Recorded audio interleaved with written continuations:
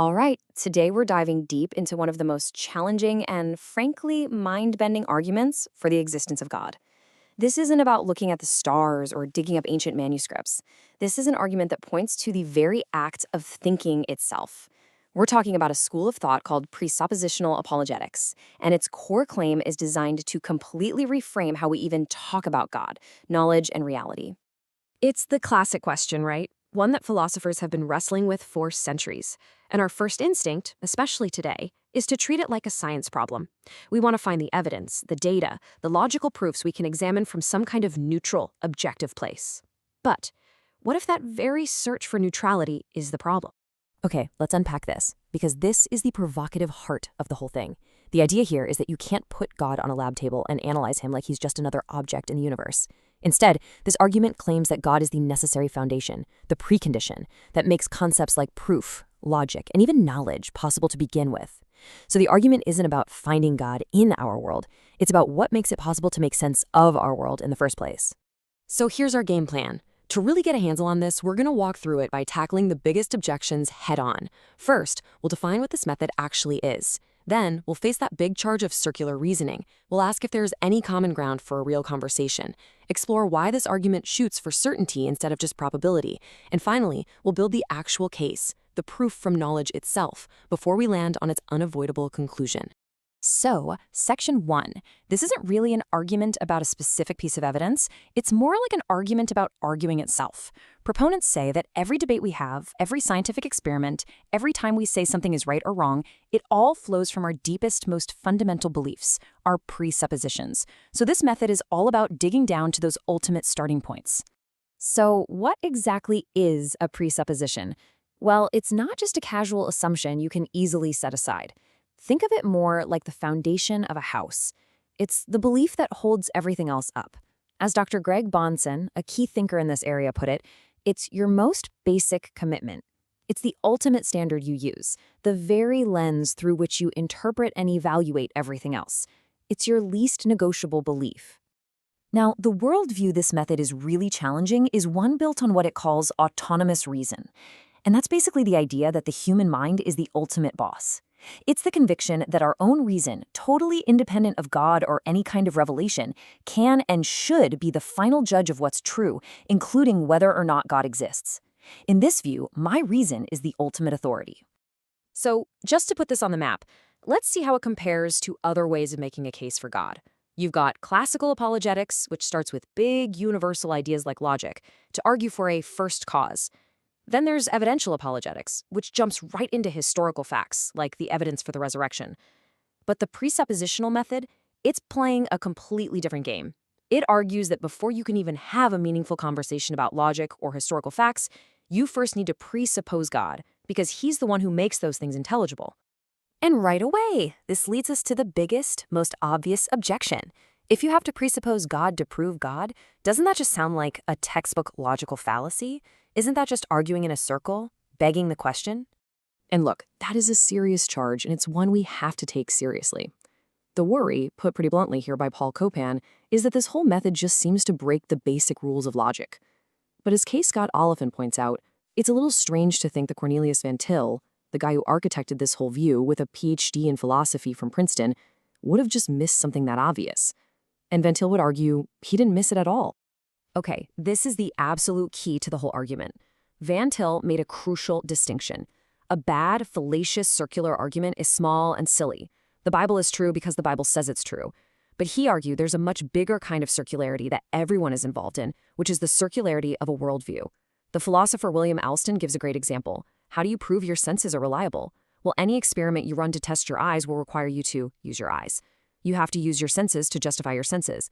The claim is that every ultimate standard, whether it's reason or science or God's word, ultimately has to appeal to itself for its own justification. So how does this play out in an actual argument? Well, the approach isn't a direct proof. It's an indirect one. Van Til called it a transcendental argument, which is just a fancy way of saying you prove something is true by showing it's the necessary ingredient for all the other stuff we already take for granted, like science and logic. The method is basically to say, okay, let's step inside your worldview for a second. Let's see if it can actually make sense of the world. The goal is to show that it can't, that it leads to absurdity, and that only the Christian worldview provides the foundation needed for knowledge to even get off the ground. This, of course, leads to the next big problem. If the starting points, the presuppositions of the believer and the unbeliever are polar opposites, how can you even have a conversation? Are we just shouting at each other across an unbridgeable canyon? Is there any common ground at all? Van Til's answer here is subtle but absolutely central to his thinking. He said, yes, there's common ground, but you have to be specific about what kind. Metaphysically, talking about the nature of reality itself, we all share common ground. We all live in the same world, a world created by God. We're all made in his image. But epistemologically, when it comes to how we know things and how we interpret the facts, we are in principle completely opposed. It's like we're both looking at the same painting, but through two totally different sets of colored glasses. The theological reason for this difference in vision is a doctrine called the noetic effects of sin. The idea is that the fall of man didn't just mess up our morals, it also affected our minds. Citing the book of Romans, this view argues that deep down, everyone knows God exists, but that some actively suppress the truth. So from this perspective, the issue isn't a lack of evidence. The issue is an ethical resistance to seeing the evidence for what it is. And that's why simply presenting neutral facts is seen as not enough.